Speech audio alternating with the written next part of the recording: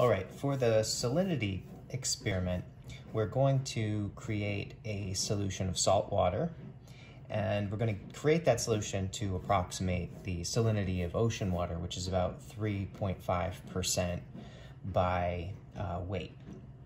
So the first thing we need to know is how much water we're going to have, and then we can figure out how much salt we're going to have.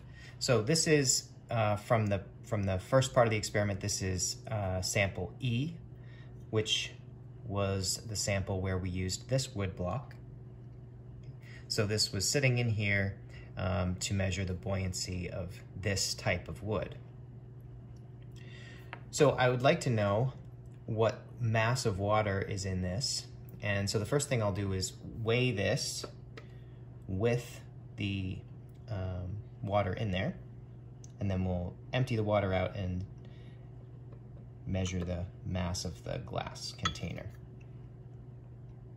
Okay, so this container has a mass of, it's fluctuating a little bit, between 261 and 262. So it seems to be settling at 261. We'll call it 261 grams. So this container is 261 grams with the water in it. Without the water, it is 111. So 161 or 110, we're gonna settle somewhere. All right, so 161 minus 111 is, let's see, 50 grams? It's 261 minus 111. So 261, well, maybe we're settling at 110.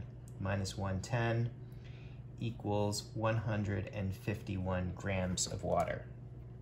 Okay, so when this is loaded up with water, it will have 151 grams of water in it. Now we need to know that mass to calculate the percent or the amount of salt to reach a 3.5% concentration.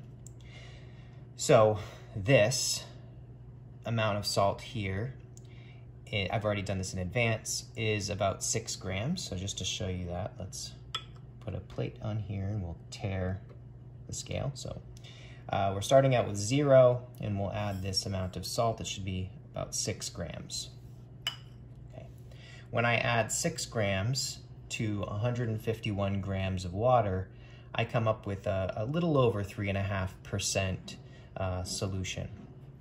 Okay, so that's what I'm going to use as my ocean water example. So I'm adding 6 grams of salt to 151 grams of water. Now just adding it in is not good enough. I'll need to make sure that it's stirred nicely, and so the salt all needs to dissolve. And what's changing as the salt dissolves is the actual density of the water solution. Okay, so from this point, I'm just going to be stirring this around until all of the salt dissolves into the water, and then we'll have an ocean water sample. From here, you'll look at the image of this block in this ocean water example, ocean water sample, and use that to compare to the original buoyancy of this block in fresh water.